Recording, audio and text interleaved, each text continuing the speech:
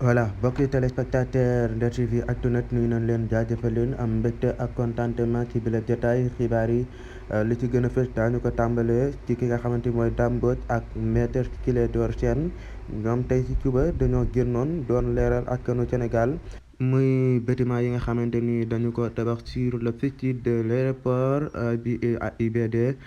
bi nga xamante ni ci lay avion yi di jaar mën a wàcc ci aéroport yi. loolu lépp ki nga xamante ni moom mooy Dame Mbodj professeur yëkkati woon na ci ay kàddu wante moom wax na ci wàllu bëree bëri ba wax ci li nga xam ne moom waaye wàllu construction bâtiment yi ginnaaw ba mu xamee ne ay milliards la nee na kenn waru koo toj ndax alalu Sénégal la dañu ko war a jël àggale ko ci ni mu gën a gaawee jox ko Sénégal lambda yi ñu dëkk ci nañu ko déglu ci ay kàddoom moom la professeur Dame Mbodj. li ma gëm mooy immeuble yi bu ñu ko arrêté ab diir dañ ko war a àggale. immeuble yi daa war a àgg léegi ñoom état bu ñu ko jëlee ñu àggale immeuble yëpp yokk ko fi yëpp bu dee dañoo décider dañuy tëj aéroport bi définitivement bu boobaa dañuy dañuy eggale immeuble yëpp bu ñu koy yeggalee ñu jox ko sénégalais lambda yi maanaam sénégalais yi nga xam ñoom lañ ko bëggoon a xañ parce que dañ fee bëgg a andi ñu am alal ak ñu amul alal suuf si ñëpp a ko bokk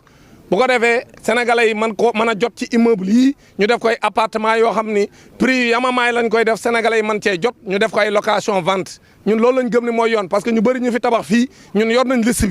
bi daan koo génnee mais ñi nga xam si incha allah buñ ko génnee sénégalais yi daan tef seen gémmiñ parce que voilà kooku mooy le professeur Dame Mbodj daañu jëm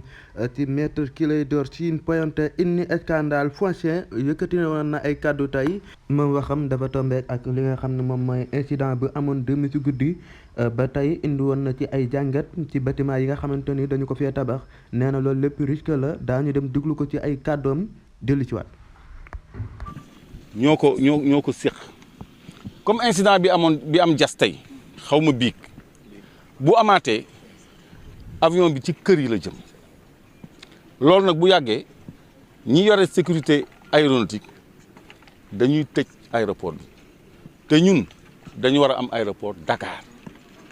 parce que bu dul aéroport civil sax fii militaire yi lañ ko jox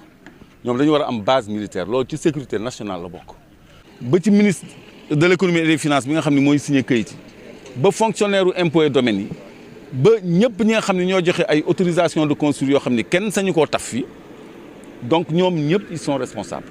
lii nag lu ñu war a bàyyi xel la surtout côté sécurité aéronautique parce que Dakar c'est un hub Dakar plateforme la boo xam ne waruñu sàggan ba ñu ñàkk aéroport ci capitale bi parce que jas li fa am bu fekkoon ne ay immeuble ko wër kon avion ba ci immeuble yi la jëm mais ca Ndanda Foy ga la dem te fii Ndanda Foy la woon joo xam ne fu avion war a ndërmeeloo mën faa ndërmeeloo du am benn lor lu dul ñu nekk ci biir avion bi. voilà mi ngoog xibaar yi fii la ñu koy jeexalee sant ak gërëm jaajëfal leen di leen jox rendez-vous ëllëgee jàmm incha allah.